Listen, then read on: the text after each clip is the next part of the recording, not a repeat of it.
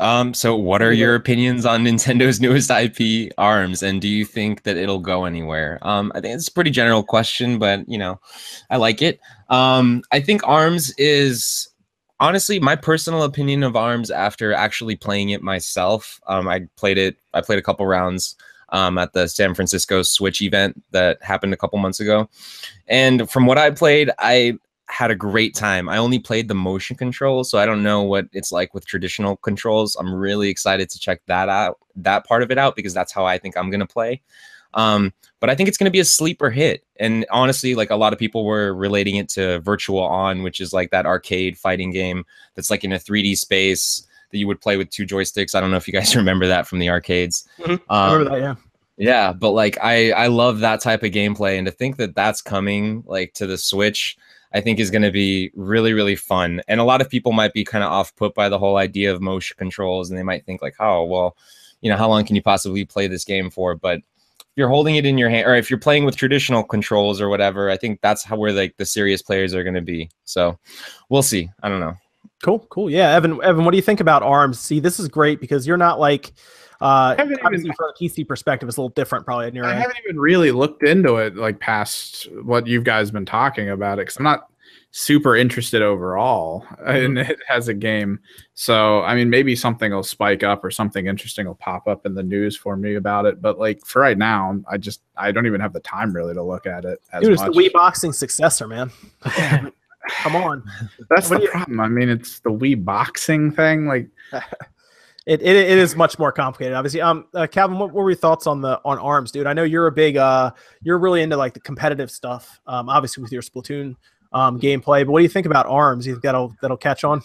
I think it'll catch on. I think it already has, because I think there was a tournament in Japan a few weeks ago, actually. So I think it could take off. I think it'll be like probably like when Splatoon came out on the Wii U and that was like pretty popular. I think it'll be the same with ARMS. So yeah. Okay. So I was going to do an entire video on this, actually, this exact same topic. So I could probably talk for a while on this, but I'll make it shorter.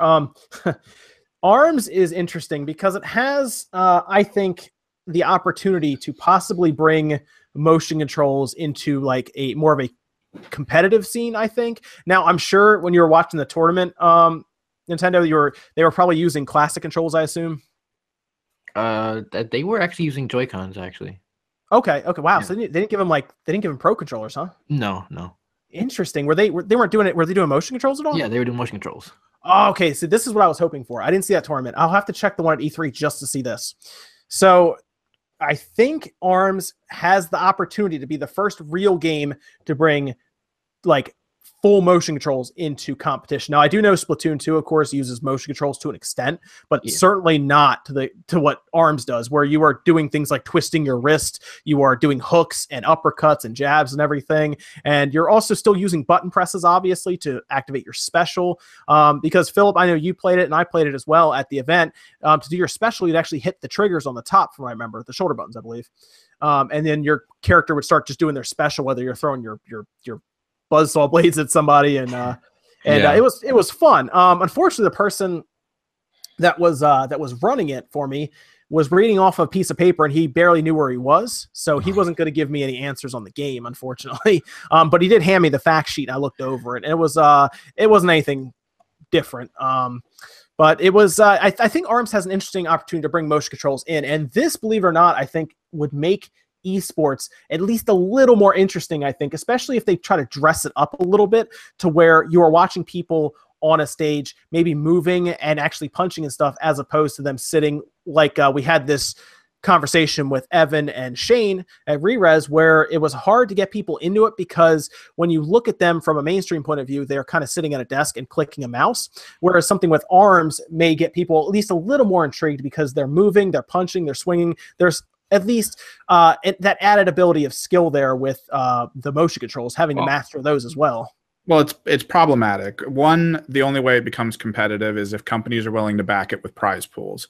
Two, the only way it remains competitive is if the people in the professional scene decide that the controls are good. Like if the controls don't feel great, or they have that little fidget to them where if someone tries to do something, it does something else, it throws the other guy off his game, then pros won't even want to play it because that's a great way to lose a ton of money if the game screws up for you. But on that point, I mean, let's see, Dream League was going on. Twitter was actually streaming it, which was kind of cool. But you don't see the people at the desk for the live esports game. You're watching the game. So in that instance, the only time you're seeing the people actually use the Joy-Cons for the game is when you're not watching the game. So I don't know if it's going to be that big for that scene. And especially since it's a game I don't think companies are going to want to get behind and back for tournament prize pools.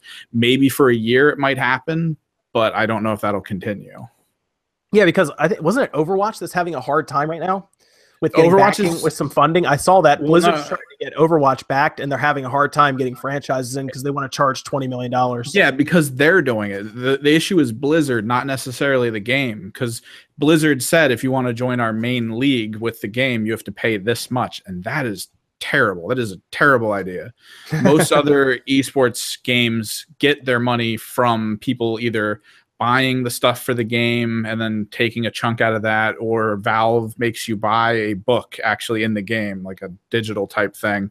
And a chunk of that money goes towards the prize pool in the game. And that thing's been going up millions of dollars like a year whenever they do it. So that's how you really get people wanting to play it. And then the smaller tournaments have decent prize pools that are from other companies who want people to go there. It's all advertised, HyperX and all them. They'll just pitch in a little bit of money here and there, and you got a tournament for $200,000. It's not bad. So it's something to do.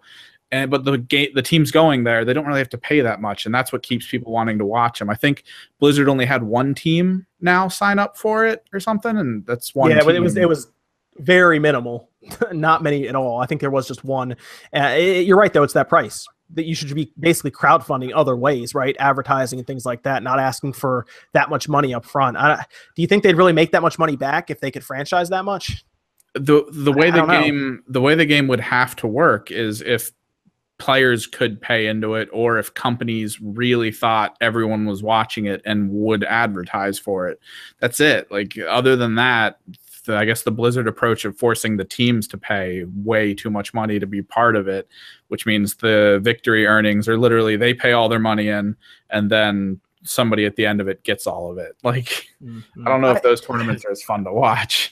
It's going to be interesting because I think ARMS at least presents a different type of game to the competitive scene. It's going to come down to how, I guess, tight the motion controls are. When I used it, they were pretty tight, I think, pretty good. But I'm also not a person who's counting frames in like a Street Fighter, for example, or Mortal Kombat. So I can't tell you how good they are for competitive scene. But from a mainstream perspective, they were way better than anything I've ever used with the Wii when it came to like Wii Boxing or Wii Sports Resort. A million times better.